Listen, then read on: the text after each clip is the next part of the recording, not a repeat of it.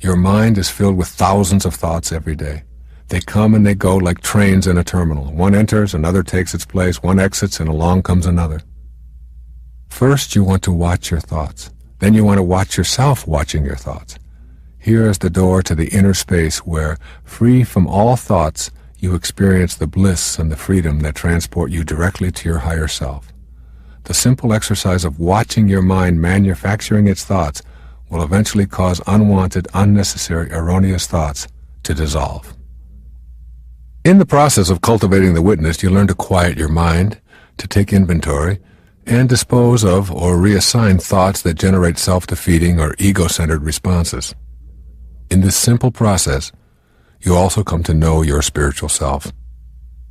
Ego-generated thoughts play a huge role in creating the world that the ego wishes to create.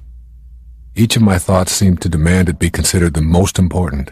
Troubles begin with a thought that you put into your mind and allow to fester to the point of anxiety. The anxiety begins to manifest in your life in physically destructive ways, which we call things like arthritis, high blood pressure, and career cardiacs. The loving, non-judgmental energy received from the observer or the witness will allow these thoughts to flow in and out as naturally as the ocean tides. Tides in, tides out. Thoughts in, thoughts out. You will learn to be a witness to your thoughts in the same way that you observe the tide. And the process will cleanse and redistribute and remove thoughts in much the same way as the driftwood on the beach. What remains is generally quite pleasing. Witnessing your thoughts will take some practice. With proficiency comes wonder and delight. Trauma is dissolved in the thinking stage and prevented from manifesting into your everyday world.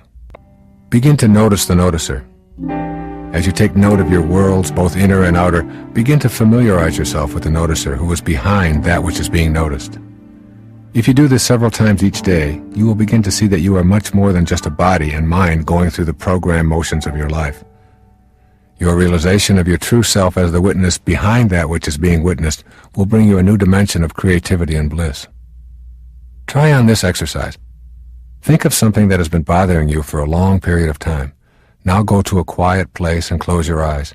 Just see the problem surfacing on the blank screen in your consciousness. Notice all aspects of the problem, what it looks like, when it shows up, what you feel when it is on your mind, the pain and the fear that you have when it is present, how you have dealt with it unsuccessfully in the past. Think of everything that you can which is related to the problem. Then, detach yourself in your mind from the problem. Just allow it to sit there on the screen of your mind. Look at it from the viewpoint of the compassionate witness who just non-judgmentally notices the screen. Watch it like a movie, allowing it to change in whatever way it does. Just observe it with loving permission for it to do whatever it wants to do. You will see it change and fade in and out of awareness.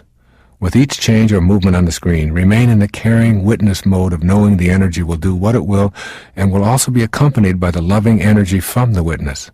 Often, just this act of observation will result in a feeling of the problem having dissipated. If that happens, observe that also from the position of caring observer. In order to know the benefit of witnessing, you will have to banish the doubt about this as something that will work for you. Remember, you have been conditioned to believe that your body is the essence of your humanity. You've been taught to tackle problems with your physical and intellectual apparatus, not your higher self. Practice new self-talk sentences to replace your old identification with your physical body. I am that which owns this body. I am not the body itself. I can't be reached if you come to me with hatred or anger. I cannot worry when I refuse to be the worrier and simply observe that worrier and the worries. Self-talk sentences will keep you centered on your spiritual domain. You will find that many things that you worried about or experienced in a negative fashion are slowly beginning to diminish from your life. Rather than engaging in confrontations with others, try being the witness. Rise above the temptation to make someone else wrong, and instead watch yourself and your opponent from the witness perspective. In a quiet place, practice observing your thoughts for 30 minutes. Just sit your mind down and watch as thoughts come and go. While you're doing this, keep reminding yourself that those thoughts are not you.